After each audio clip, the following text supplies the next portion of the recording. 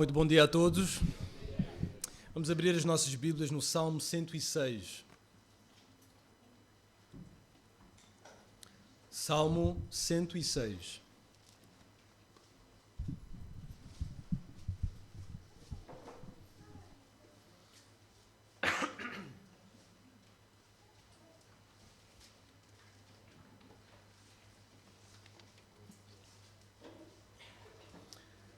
Salmo 106, iniciando no versículo 1. Salmo 106. Louvai ao Senhor, porque Ele é bom, porque a sua benignidade é para sempre. Quem pode referir as obras poderosas do Senhor? Quem anunciará os seus louvores? Bem-aventurados os que observam o direito, o que pratica a justiça em todos os tempos. Lembra-te de mim, Senhor, segundo a tua boa vontade, para com o teu povo visita-me com a tua salvação, para que eu veja o bem dos teus escolhidos, para que eu me alegre com a alegria do teu povo, para que me regozije com a tua herança. Nós pecamos como os nossos pais. Cometemos iniquidade, andamos perversamente. Nossos pais não atentaram para as tuas maravilhas no Egito. Não se lembraram da multidão das tuas misericórdias, antes foram rebeldes junto ao mar, sim, o mar vermelho. Não obstante, ele os salvou, por amor do seu nome, para fazer conhecido o seu poder. Repreendeu o mar vermelho e este se secou e os fez caminhar pelos abismos como pelo deserto. E livrou-os da mão daquele que os aborrecia e remiu-os da mão do inimigo. As águas cobriram os seus adversários, nenhum só deles ficou. Então creram nas suas palavras e cantaram os seus louvores. Cedo, porém, se esqueceram das suas obras. Não esperaram o seu conselho, mas deixaram-se levar da cobiça no deserto e tentaram a Deus na solidão. E ele satisfez-lhes o desejo, mas fez definhar a sua alma. E tiveram inveja de Moisés no acampamento e de Arão, o santo do Senhor. Abriu-se a terra e engoliu a Datã e cobriu a gente de Abirão. E lavrou um fogo na sua gente, a chama abrasou os ímpios. Fizeram um bezerro em Horeb e adoraram a imagem fundida. E converteram a sua glória na figura de um boi que come erva. Esqueceram-se de Deus, seu Salvador, que fizera grandes coisas no Egito, maravilhas na terra de Cã, coisas tremendas no Mar Vermelho. Pelo que disse que os teria destruído, se Moisés, seu escolhido, se não pusera perante ele, naquele transe, para desviar a sua indignação, a fim de os não destruir.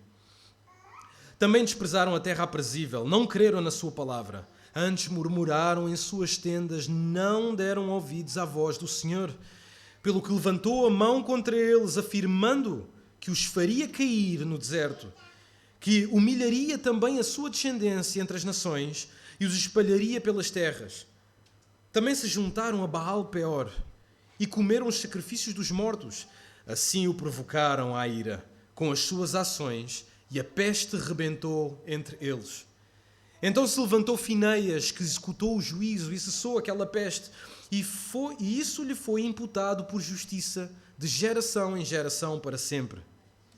Indignaram-no também junto às águas da contenda, de sorte que sucedeu mal a Moisés por causa deles, porque irritaram o seu espírito, de modo que falou imprudentemente com os seus lábios.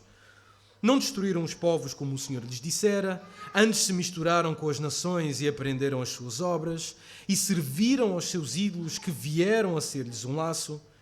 Demais disto, sacrificaram seus filhos e suas filhas aos demónios e derramaram sangue inocente, o sangue de seus filhos e de suas filhas, que sacrificaram aos ídolos de Canaã, e a terra foi manchada com sangue. Assim se contaminaram com as suas obras e se corromperam com os seus feitos, pelo que se acendeu a ira do Senhor contra o seu povo, de modo que abominou a sua herança e os entregou nas mãos das nações, e aqueles que os aborreciam se assenhorearam deles. E os seus inimigos os oprimiram. humilhando-os debaixo das suas mãos. Muitas vezes os livrou, mas eles provocaram-no com o seu conselho e foram abatidos pela sua iniquidade. Contudo, atentou para a sua aflição, ouvindo o seu clamor. E lembrou-se do seu concerto e compadeceu-se segundo a multidão das suas misericórdias. Por isso, fez com que deles tivessem misericórdia os que os levaram cativos. Salva-nos, Senhor nosso Deus, e congrega-nos dentre as nações, para que louvemos o teu nome santo e nos gloriemos no teu louvor. Bendito seja o Senhor, Deus de Israel, de eternidade a eternidade. E todo o povo de Deus diga amém. Louvai ao Senhor. Senhor Deus, nós agradecemos pela tua maravilhosa palavra e te rogamos em nome de Jesus para que nos venhas ensinar, Senhor, sobre a gratidão. Em nome de Jesus nós oramos. Amém. O título da pregação desta manhã é Ingratidão, a hidra das nossas almas. Ingratidão, a hidra das nossas almas. Agora, o que é a hidra? A hidra de Lerna, na mitologia grega, era um monstro, filho de Tifão e de Equidna, que habitava num pântano junto ao lago de Lerna. A hidra tinha na sua estrutura um corpo de dragão e várias cabeças de serpente. Segundo a lenda, as cabeças da hidra podiam se regenerar. Aliás, algumas versões desta lenda dizem que quando se cortava uma cabeça, cresciam duas em seu lugar. Contudo, as primeiras versões não incluem este detalhe da mitologia grega acerca da hidra. Nós sabemos que a hidra, na sua lenda, era tão venenosa que matava os homens apenas com o seu hálito e depois de matá-los, devorava-os. Diziam também que se alguém chegasse perto da hidra, daquele animal, enquanto ele dormia, apenas o cheiro do seu rastro, a pessoa ao inalar aquele odor morria com um terrível tormento. A hidra foi derrotada por um grande herói muito conhecido, seja por filmes, ou pela literatura, ou mesmo por séries, por um grande herói chamado Hércules. Inicialmente, Hércules tentou esmagar as cabeças da hidra tentou esmagar as suas cabeças, tentando cortar cada uma delas. Mas o problema é que cada vez que ele cortava a cabeça da hidra, duas cabeças surgiam no seu lugar. Então Hércules decidiu mudar de tática. E para que as cabeças não se regenerassem, pediu ao seu primo para que as queimasse com um tição logo após o corte. Então, cicatrizando a ferida do corte, aí as cabeças não podiam surgir. Então, depois de Hércules cortar todas as cabeças da hidra, sobrou uma, a do meio, que era considerada a cabeça imortal deste animal.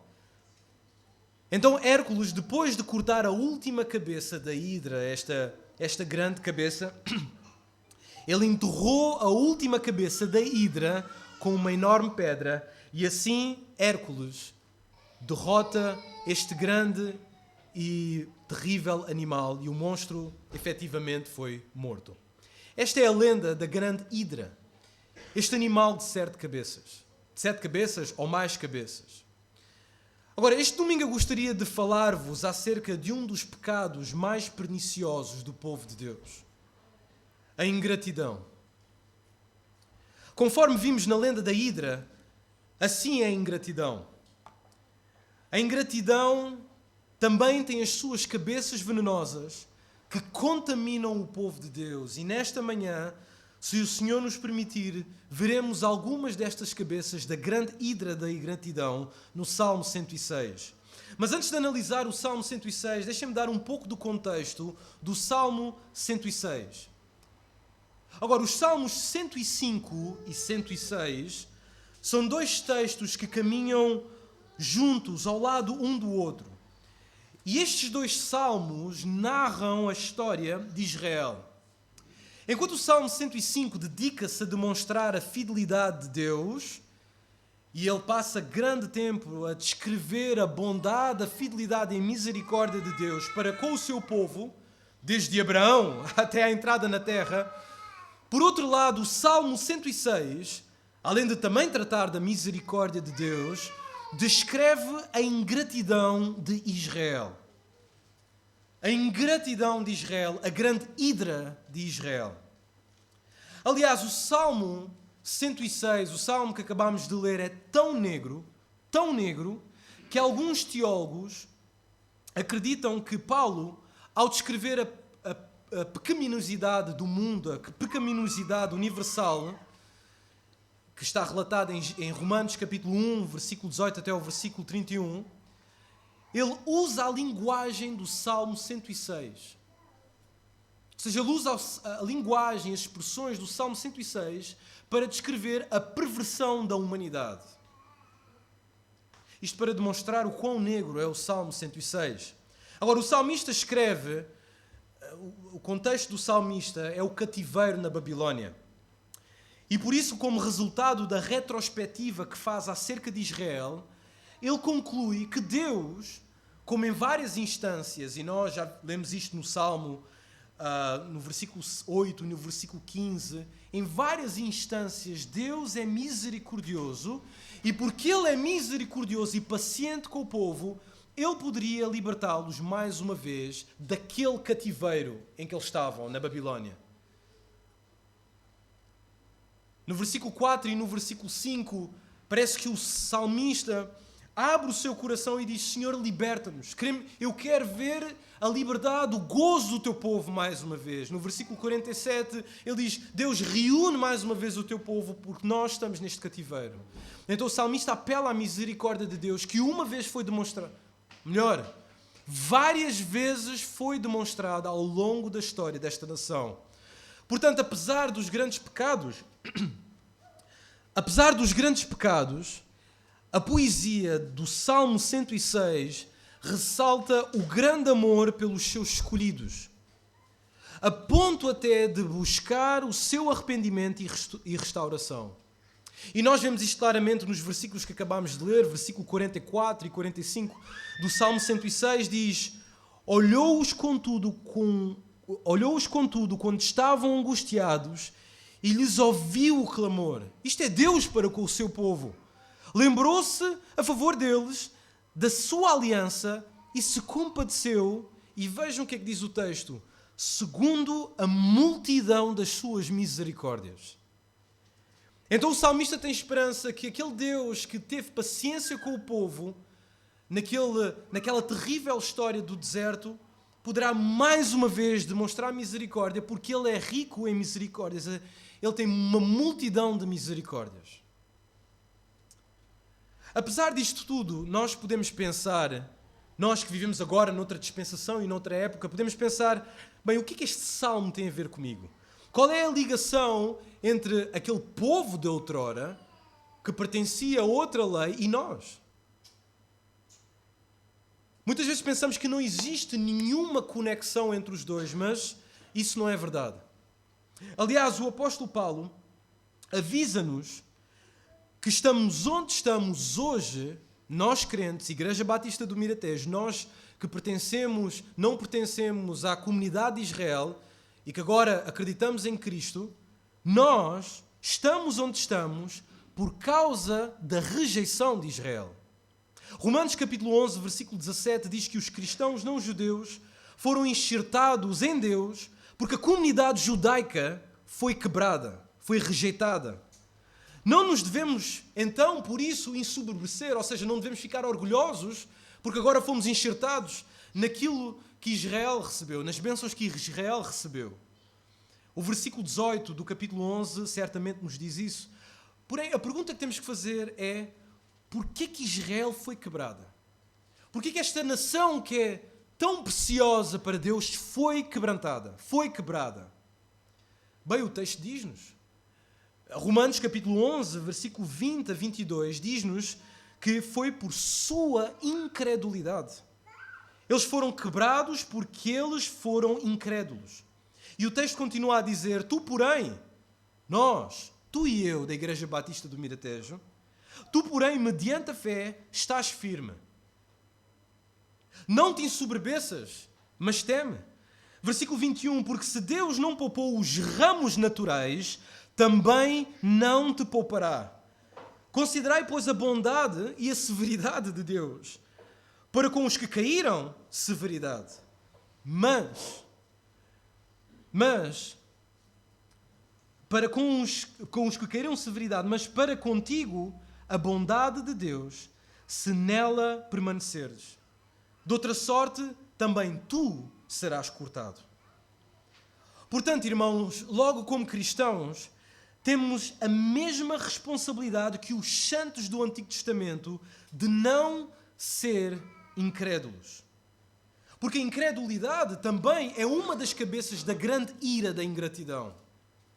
Aliás, é isto que o salmista diz no Salmo 106, versículo 24, quando fala que o povo desprezou a terra por incredulidade, mostrando que a sua ingratidão subiu como uma cabeça de incredulidade nesta tipologia, neste tipo de hidra. Por isso nós não devemos ser incrédulos, porque nós, como povo de outrora, fazemos parte da mesma boa raiz, como o apóstolo Paulo diz em Romanos 11, versículo 18. A boa raiz é o próprio Deus. Além do mais, o apóstolo Paulo não fala só da nossa ligação com este povo de outrora desta maneira, mas Paulo também ensina que a história de Israel foi registada, foi escrita, a fim de que não cobicemos as coisas más como eles cobiçaram. Ele diz isso em 1 Coríntios 10, 6. Não só isso, mas também no versículo 11, ele diz que nós temos a história de Israel escrita na nossa Bíblia para a nossa advertência, para nosso aviso, nós outros, sobre quem os fins dos séculos têm chegado. Então, cada vez que nós lemos o Antigo Testamento, não devemos ler o Antigo Testamento com uma atitude arrogante, pensando como foram capazes de fazer isso. Eles receberam pão, viram os milagres e como é rebelde este povo. Não. O que nós devemos pensar é, de hoje para amanhã, eu poderei fazer o mesmo.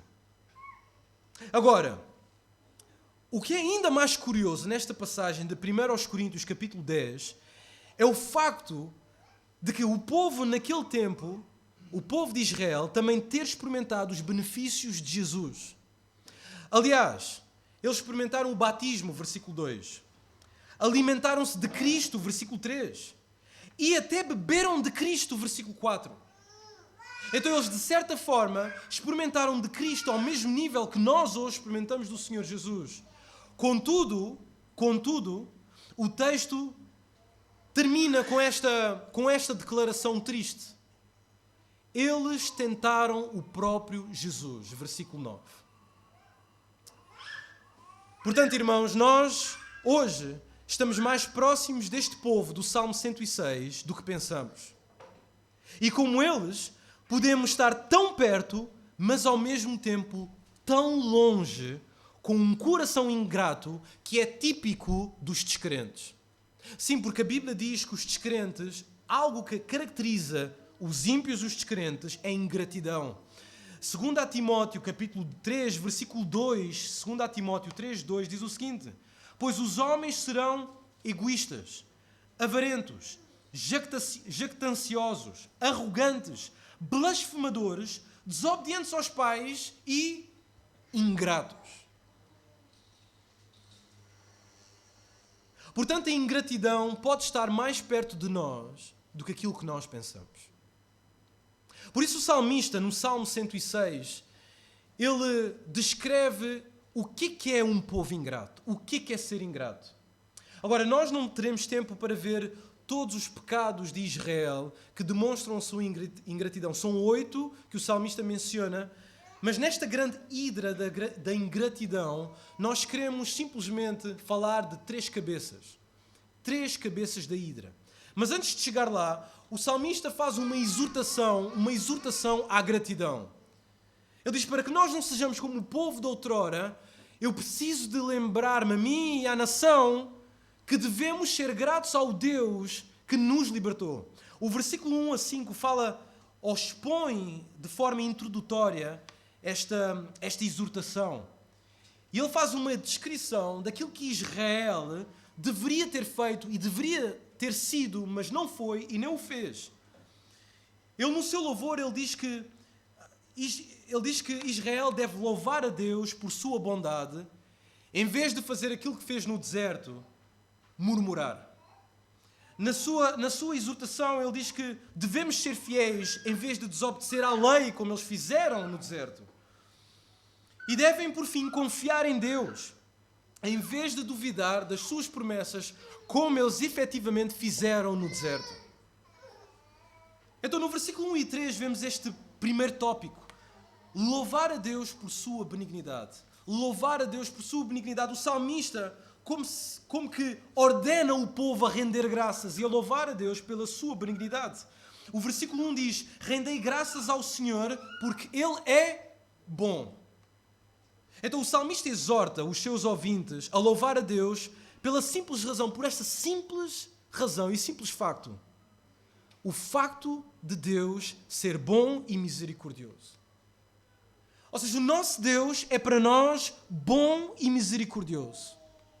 Logo, a primeira coisa que o povo de Deus, não só o povo de Deus daquele milénio, mas nós hoje, no ano 2021, temos que estar cientes destes atributos de Deus.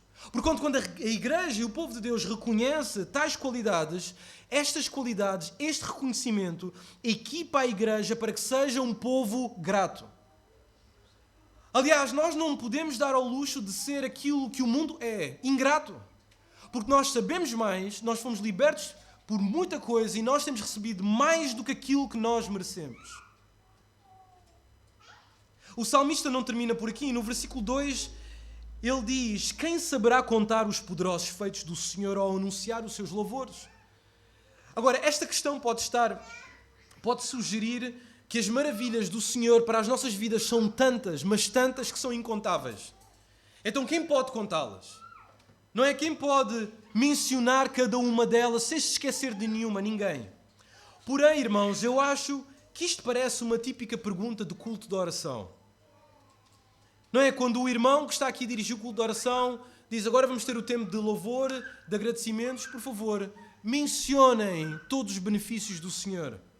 Infelizmente, porque nós sofremos do vírus da ingratidão, temos a dificuldade, eu tenho a dificuldade de articular motivos de louvor específicos. Como nós somos leigos em reconhecer e anunciar os grandes feitos do Senhor, nós, nestes cultos de oração, para aliviar a nossa consciência e para dar uma resposta rápida, quando nos pedem o motivo do nosso louvor, nós agradecemos genericamente por uma vida genérica. Agradecemos genericamente por uma comida genérica e agradecemos de forma genérica por um dia genérico e etc. Agora, não me interpretem mal, irmãos. Todas estas coisas são importantes e revelam, de facto, a graça do Senhor. Porém, o problema é que nós dizemos isto depois de queixar do almoço desse dia de trabalho. Dizemos isto quando estamos amargurados com os dissabores da nossa vida e as dificuldades, saúde ou finanças. Dizemos todas estas coisas de passar todo o dia a queixar de tudo e de todos. Por isso, irmãos, temos que deixar disto e ser específicos. Temos que usar o hino, o conhecido hino 329, e dizer à nossa memória o seguinte: conta as bênçãos, conta quantas são, recebidas da divina mão, uma a uma, dize-as de uma vez, hás de ver surpreso o quanto Deus já fez. Mas o problema é que nós não fazemos isto. O problema é que existe esta patologia de ingratidão de tal forma arraigada no nosso coração que nós não reconhecemos ou não queremos ver os grandes feitos do Senhor, assim como Israel fez naquele deserto. Então, louvar a Deus por sua benignidade faz parte da exortação do salmista ao povo de Deus para que seja grato. O salmista provavelmente está com lágrimas nos olhos a dizer: nós estamos neste cativeiro, nós não podemos dar ao luxo de ser ingratos mais uma vez. Por isso o salmista ainda lembra de mais alguma coisa: a fidelidade a Deus. O versículo 3 diz: bem-aventurados, sumamente alegres são aqueles que guardam a retidão, que guardam a justiça em todo o tempo. Basicamente aqui a ideia é que a gratidão gera obediência. A gratidão produz obediência e, por sua vez, a obediência traz alegria. Traz alegria. Se queres ver uma pessoa realmente alegre, é ser uma pessoa grata na sua vida, independentemente de qualquer circunstância. Agora, conforme este versículo, o mundo pode olhar este versículo e dizer que ser alegre por fazer aquilo que é certo. Bem, a alegria está por fazer aquilo que é errado. Isso é que traz gozo.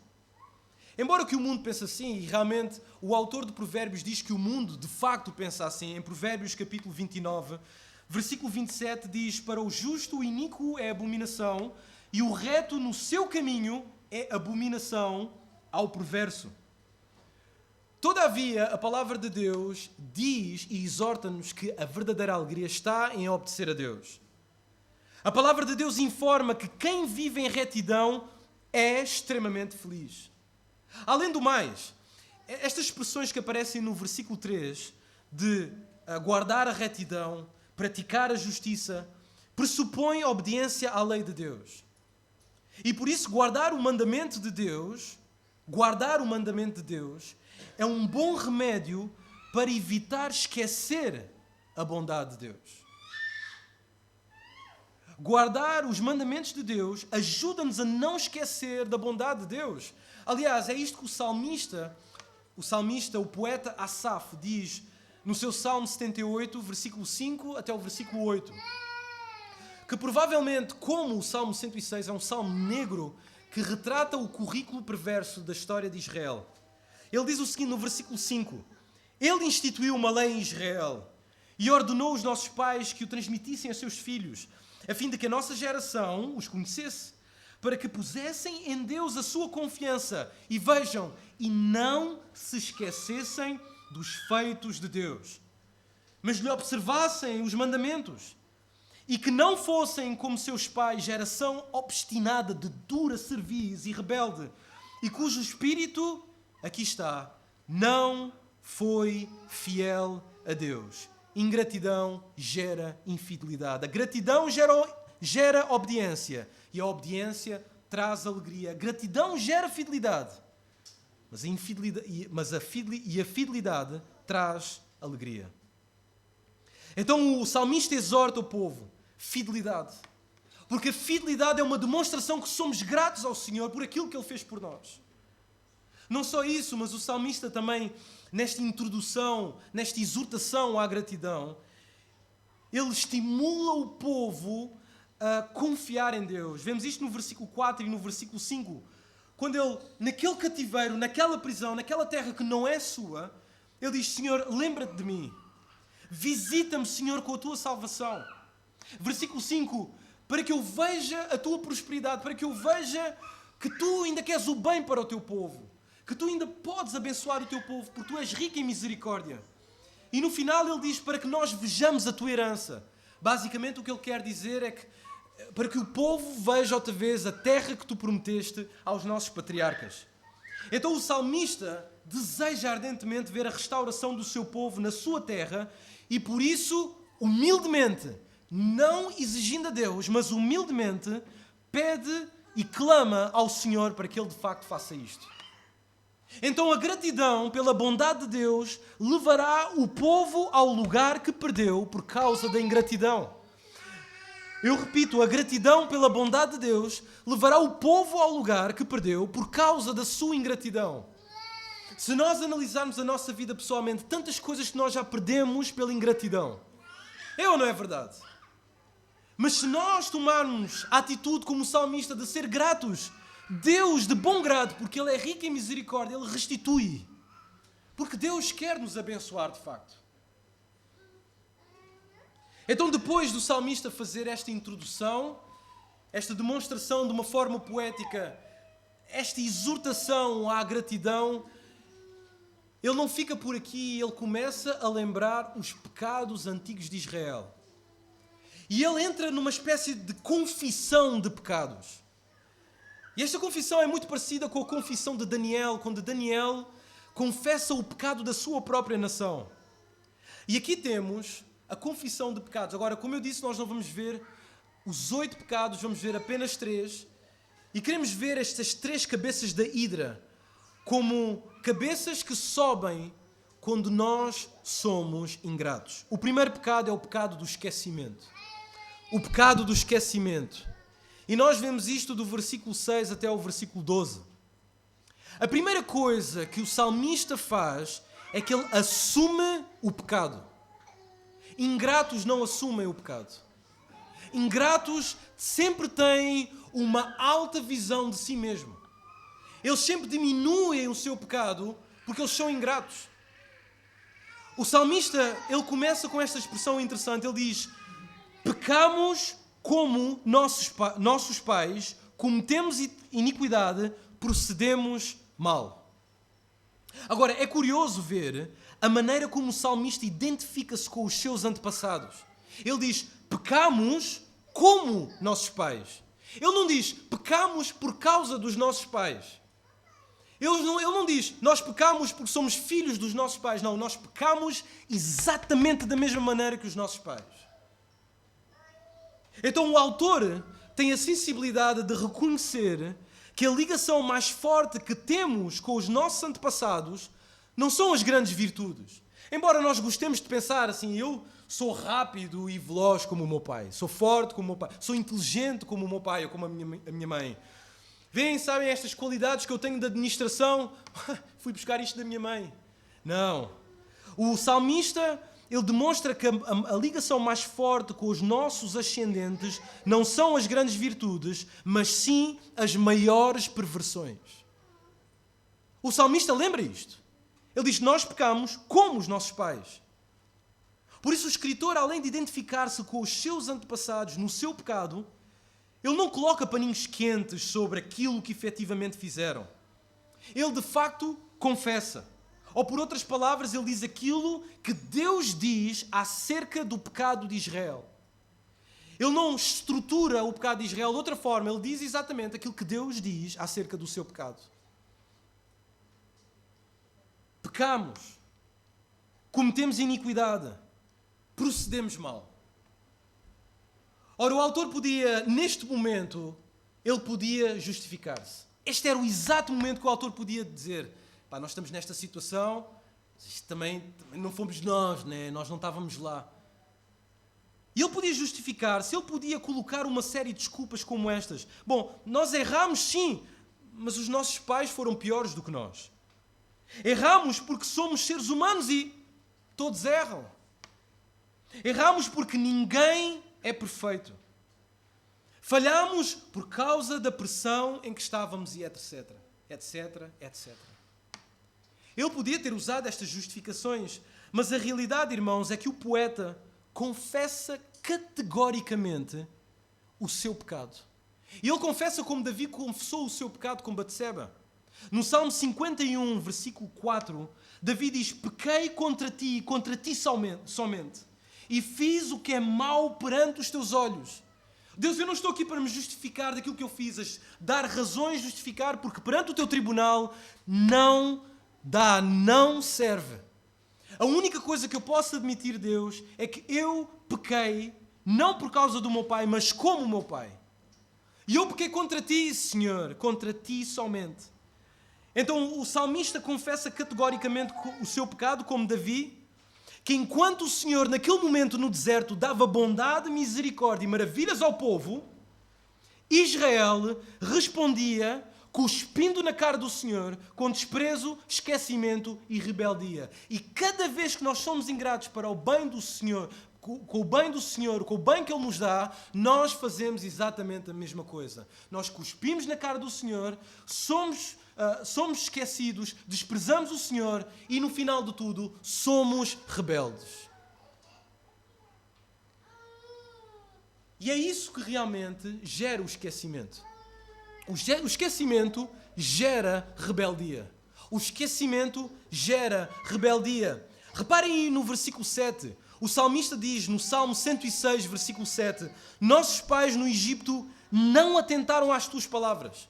Não só não atentaram, não se lembraram da multidão das tuas misericórdias e por isso foram rebeldes. Agora, irmãos, não me interpretem mal. Realmente a memória é uma coisa maravilhosa, é uma ferramenta maravilhosa para que sejamos agradecidos. Precisamos dela. Aliás, o Salmo 105, versículo 4 diz: lembrai-vos das maravilhas que fez. Quem? O Senhor. Dos seus prodígios e dos juízos dos seus lábios. É maravilhoso lembrar, nós devemos usar a memória para lembrar disto. No entanto, o povo de Deus não optou para usar a sua memória para lembrar das coisas boas de Deus, mas optou pela amnésia. Eles foram voluntariamente esquecidos. Optaram pela amnésia, que consequentemente levou-os a desprezar os benefícios do Senhor. Por isso o texto diz, não se lembraram da multidão das suas misericórdias. Não estamos a falar daqui de alguns benefícios, estamos a falar da multidão das misericórdias de Deus. De diariamente Deus ouvir este povo, ouvir as suas queixas e dizer, eu vou ter paciência, vou perdoar. Multidão das misericórdias. Apesar de todos aqueles milagres terem sido um abre-olhos para Israel, eles olharam para aquilo e disseram, grande é este Senhor, rio transformado em sangue, pedra a cair do céu. Aquilo foi um abre-olhos para Israel. Contudo, a ingratidão cegou a sua memória e cegou de tal maneira que o salmista, no Salmo 78, versículo 42, diz o seguinte, não se lembraram do poder dele, nem do dia em que os resgatou do adversário. Não se lembraram. Agora, eles não se lembraram porquê? Porque tiveram amnésia. Eles não se lembraram porque eles não se queriam lembrar. Eles não querem. Porque eles eram ingratos. E cada vez que o nosso coração envolve-se com esta hidra da ingratidão, nós esquecemos de todo o bem que Deus nos faz. Além do esquecimento gerar rebeldia, o esquecimento também não é desculpa. Agora, uma das coisas que Israel pensava é que o esquecimento era desculpa para justificar o seu pecado. É interessante porque nós pensamos também a mesma coisa. Quando os nossos filhos erram ou não fazem aquilo que nós dissemos para eles fazerem, eles dizem, mas eu esqueci-me. Na mente deles está que aquilo é uma justificação. E eles não consideram o esquecimento como pecado também.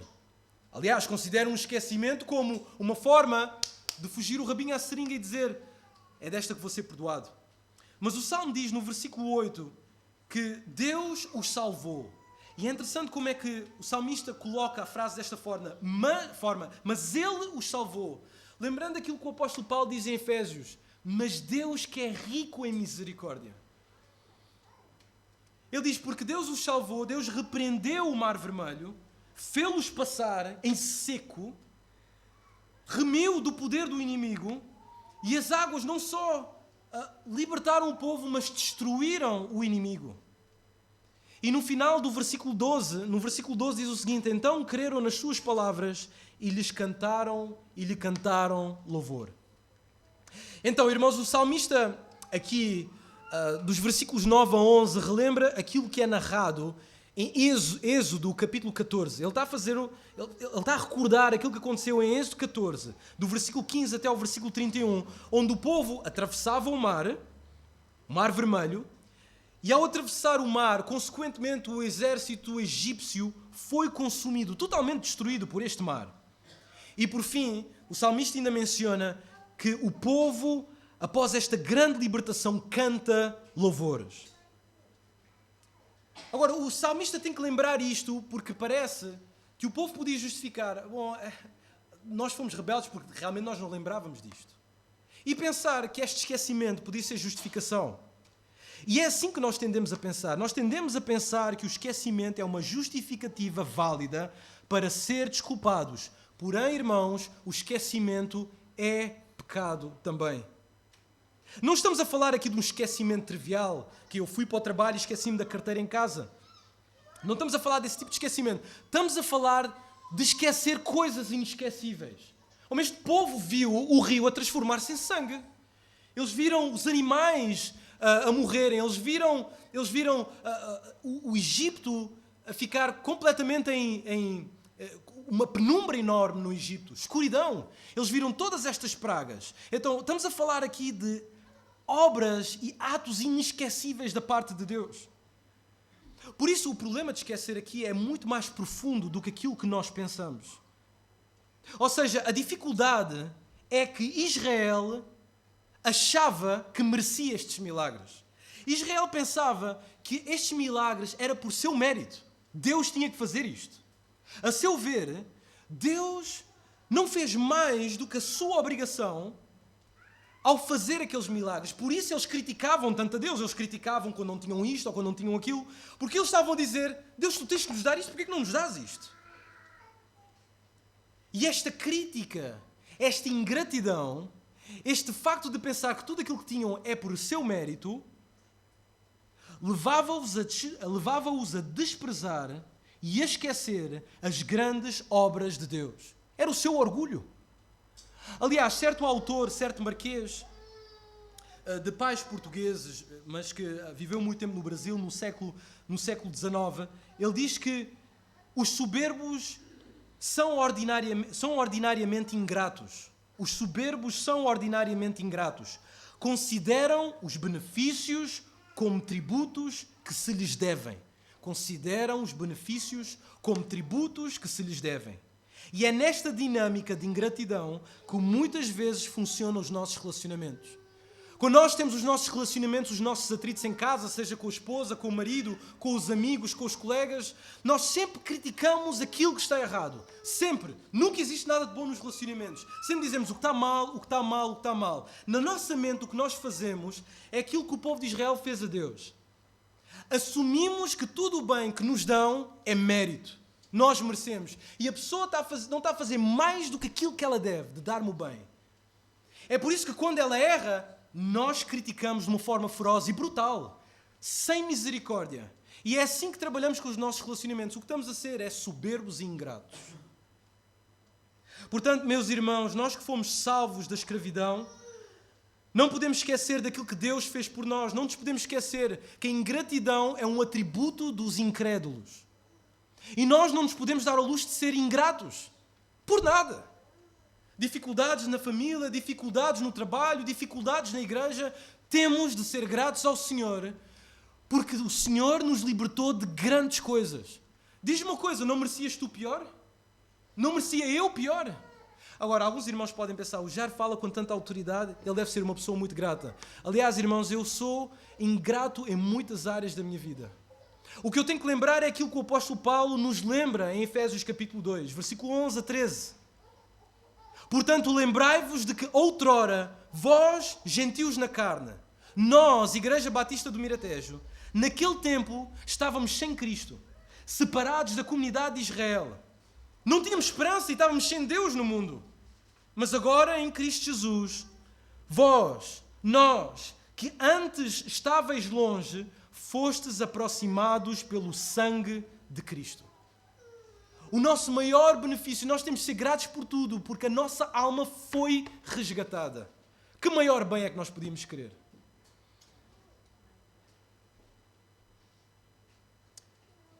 E é isto que o salmista faz quando lembra a salvação de Deus.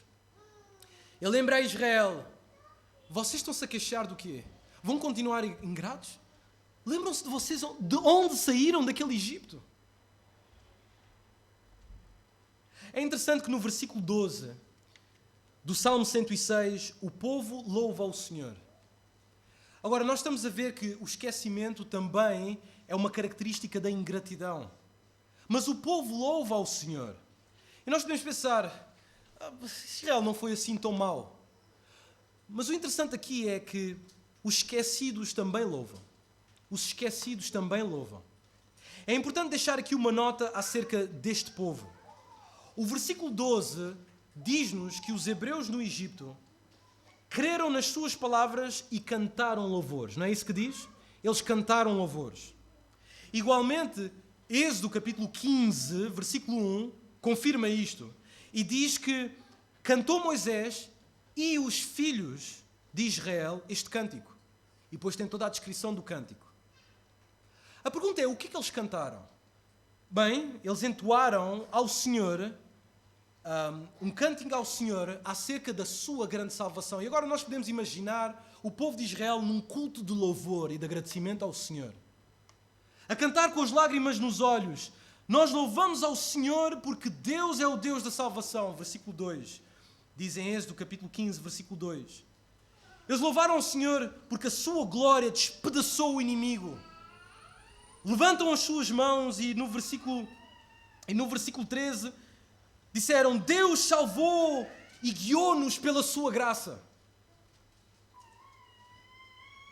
Continuam com este louvor e com estes cânticos e com toda esta comoção do Espírito nos seus corações, e ainda dizem: o Senhor reinará e restaurará Israel eternamente.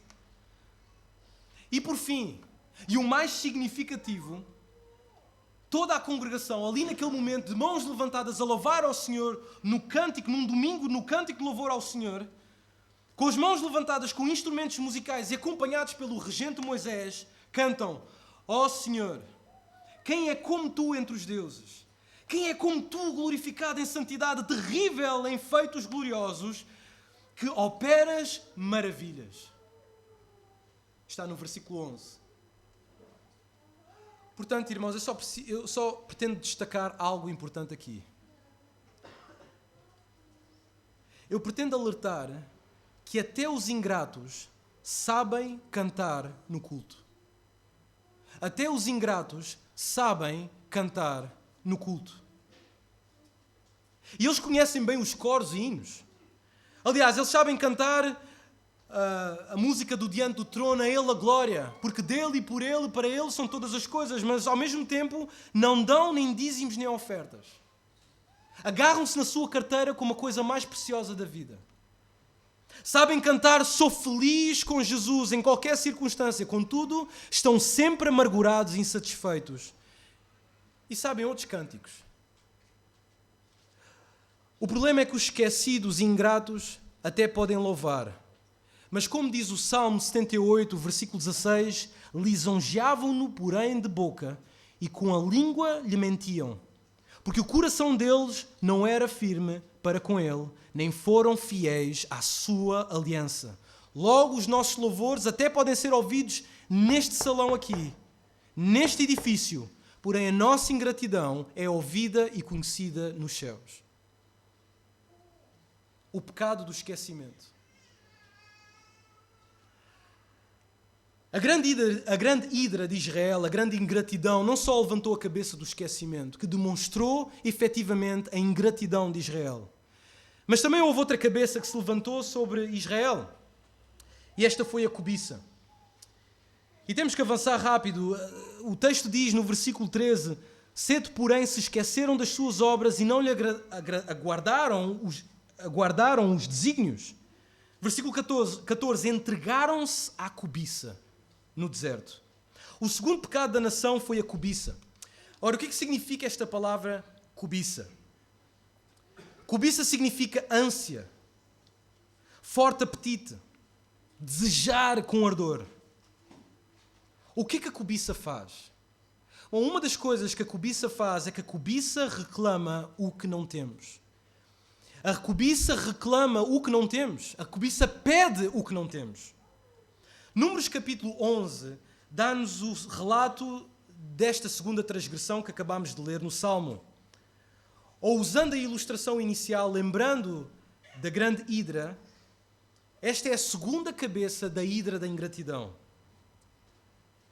Logo depois de serem castigados, o povo é impelido, como o texto diz no versículo 4 de Números 11, a um grande desejo.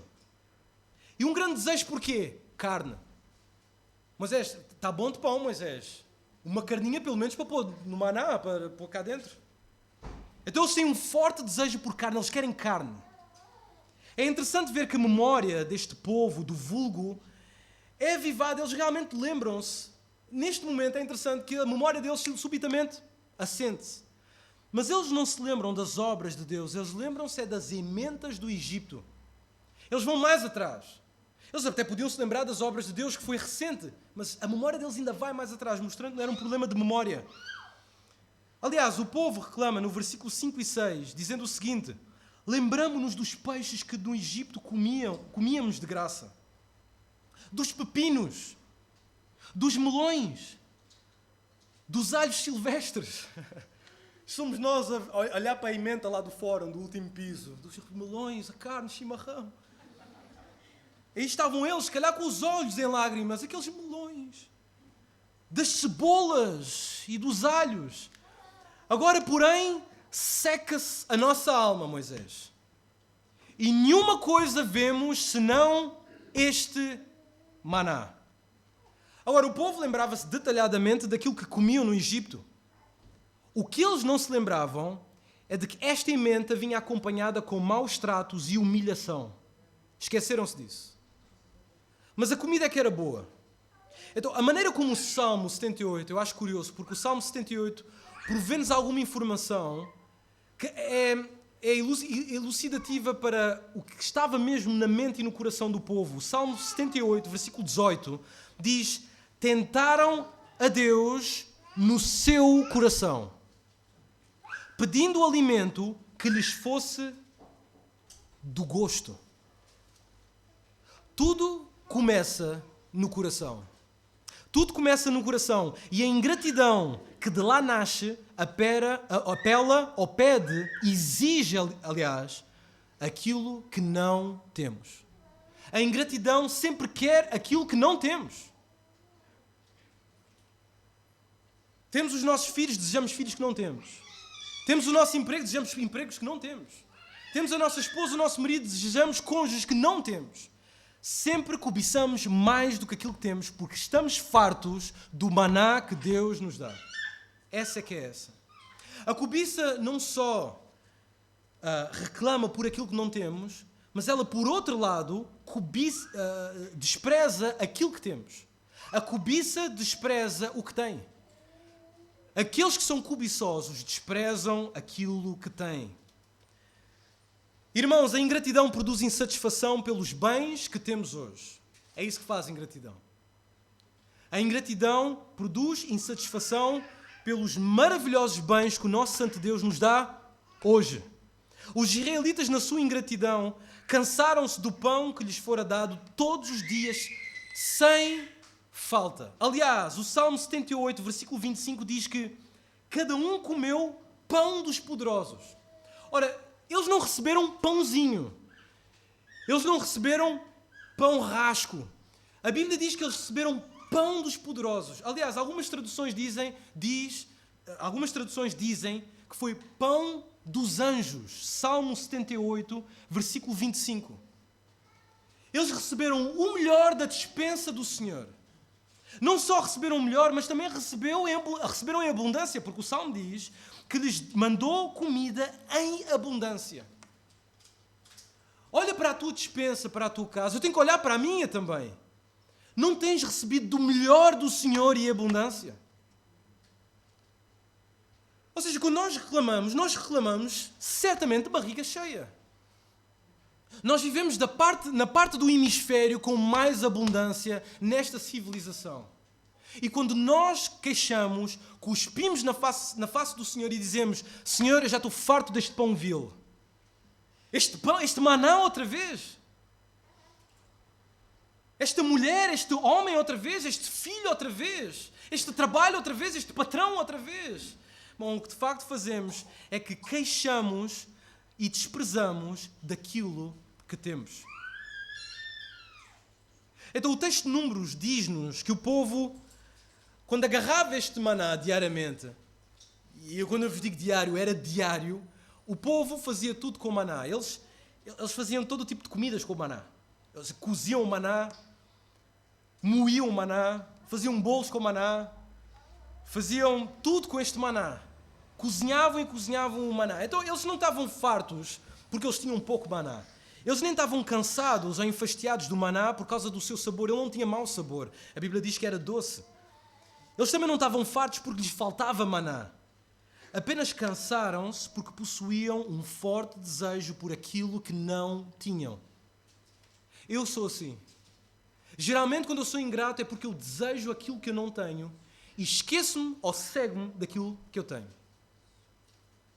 Assim somos nós muitas vezes. Oramos como o Senhor nos ensinou: pão nosso de cada dia dá-nos hoje. E necessitamos deste pão e pedimos este pão ao Senhor, mas não o fazemos com gratidão, mas com desprezo. E nós, irmãos, não fazemos isto somente com a comida, fazemos com as outras coisas. Se Deus dá-nos pão, nós queremos carne. Se a Lina me dá sopa, eu pergunto o que é que vem depois. Se Deus dá-nos um Nokia 3210, nós queremos um smartphone. Se Deus oferece-nos uma família, nós desejamos os tempos de solteiro. Deus dá-nos uma igreja, nós desejamos o mundo. Nós somos brutalmente ingratos. Portanto, a realidade é esta. Cobiçamos aquilo que não necessitamos e desprezamos o que temos porque somos ingratos. Cobiçamos aquilo que não necessitamos e desprezamos o que não temos porque somos ingratos. Tiago, no seu livro, diz o seguinte, Tiago, capítulo 4, versículo 2 a 3. Ele diz: cobiçais e nada tendes. Matais e invejais e nada podeis obter. Viveis a lutar e a fazer guerras. Nada tendes porque não pedis. E aliás, quando pedis, não recebeis. Porquê, Tiago? Porque pedis mal para esbanjardes em vossos prazeres, nas vossas cobiças. A cobiça despreza o que temos. A cobiça reclama o que não temos. A cobiça nasce da ingratidão. A terceira e última cabeça da hidra da ingratidão é a inveja. Isto está no versículo 16 até o versículo 18. Aguentem mais um pouco. O texto diz no versículo 16 até o versículo 18 que tiveram inveja de Moisés no acampamento e de Arão, o santo do Senhor. E o versículo 17 e o versículo 18 falam da consequência por causa desta inveja. Portanto, o terceiro pecado mencionado no Salmo 106, como resultado da ingratidão, é a inveja. A inveja. Agora, a inveja é terrível, porque uma das coisas que a inveja produz é rebelião. A inveja produz rebelião, confusão, anarquia. É interessante porque num incidente aqui descrito, que está em Números capítulo 16, versículo 1 a 40, Corá, Abirão e Datã revoltam-se contra a liderança dos pastores daquele tempo, Moisés e Arão. O texto descreve que depois da recusa de entrar na Terra Prometida, porque eles recusaram-se a entrar na Terra Prometida, Números capítulo 13, e as subsequentes revoltas que houveram naquele então, que resultaram também na morte de vários israelitas, estes homens, provavelmente diáconos, servos daquela congregação, precipitam-se numa insurreição contra estes pastores. A ingratidão cega estes homens de tal forma que esquecem-se das transgressões do povo ao dizerem que, em Números capítulo 16, versículo 3, mas Moisés, este povo é santo. Isto é uma nação santa. Aliás, não só é uma nação santa, todos eles são santos. Não só o povo é santo, mas o Senhor está com eles, Moisés. O que é que estás a fazer? Por isso, na sua mente, na mente destes homens e de Israel, Moisés não tinha o direito de governar sobre o povo, porque o povo realmente era santo. Claramente, isto é uma evidência clara que eles esqueceram-se do pecado do povo, não só do pecado do povo, mas também da paciência de Deus e também, e isto é o que é o mais incrível, é o serviço sacrificial de Moisés. Quando nós lemos o Pentateuco, vemos que este homem teve coração por este povo. A forma como ele se entrega a este povo demonstra sacrifício. E eles dizem, Moisés, o povo é santo, tu não tens o direito de fazer isto a este povo. Basicamente a dizer que tudo aquilo que eles estavam a passar era culpa de Moisés. Infelizmente, hoje, nós fazemos este tipo de brincadeirinhas dentro da igreja também. Estamos dispostos a criar revoltas na congregação somente por inveja, especialmente contra aqueles líderes que sempre estiveram ao nosso lado. E esta ingratidão é terrível. Esta cabeça da hidra é enorme. O mais curioso é que homens como estes, pessoas como estas, como Abirão, Datã, que fazem este tipo de coisa por causa da inveja, nunca admitem abertamente que é por inveja. Sempre usam desculpas como: é para o bem da congregação que nós dizemos e fazemos estas coisas. Para o bem da igreja. E como Corá e Abirão e Datã, usamos o povo de Deus como escudo para encobrir a nossa ingratidão e dissimuladamente saciar a nossa sede de poder. Porque era isto que estes homens queriam: poder. Porque eles eram ingratos. Aliás, Tiago diz-nos o seguinte, em Tiago capítulo 13, versículo 16. Ele lembra-nos o seguinte: pois onde há inveja e sentimento faccioso, aí há confusão e toda a espécie de perversidade. Então a inveja gera rebeldia. Ingratidão gera inveja, inveja gera rebeldia. Não só gera rebeldia, mas por fim, a inveja anela poder. Agora, os homens não conseguem encobrir isto por muito tempo, porque Moisés, que é um bom pastor, ele identifica o pecado deles e ele identifica o que é que está realmente no coração deles.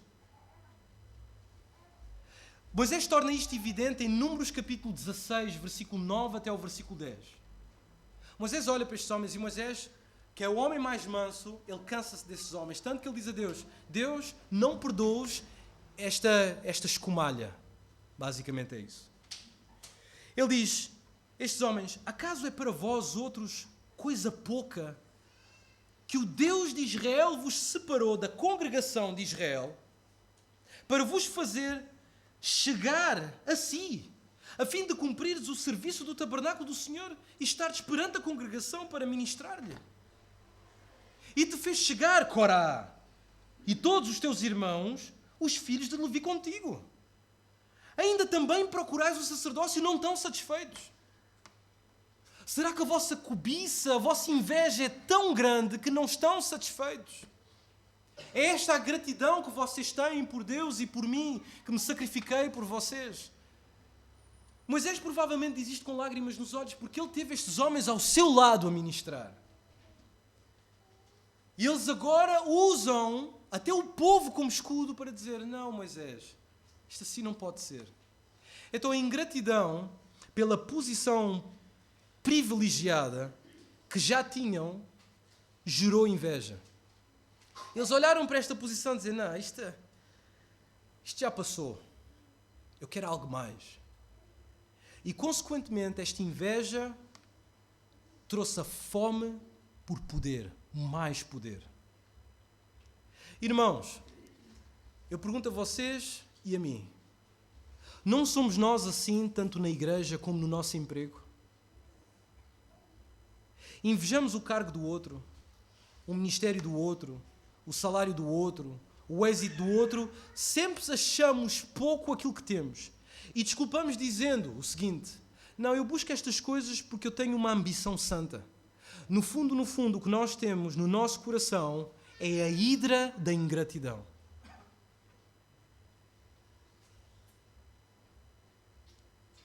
Irmãos, esta mensagem é para todos nós. Porque nós vivemos numa sociedade em que nós facilmente podemos ser ingratos. Facilmente somos ingratos. Somos ingratos quando pecamos, somos ingratos quando queixamos. E nós temos recebido tanto do Senhor. É incrível como o simples facto de termos a comida em cima da mesa todos os dias e queixarmos daquele pão que nós temos ali todos os dias. Queixarmos da nossa família, dos nossos pais, da nossa esposa, do nosso marido, dos nossos amigos, do nosso trabalho, de tudo. Como é que nós somos capazes ainda de vir à igreja e cantar ao Senhor depois de sujar a nossa boca com ingratidão?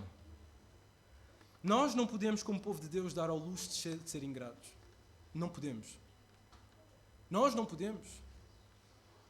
Que interessante. A primeira parte, isto é só como ilustração, mas isto é só para mostrar como é que o nosso coração funciona e que facilmente nós esquecemos. Eu preguei esta mensagem na primeira parte, quando saímos, saiu alguém e estava a chover. E disse: esta chuva?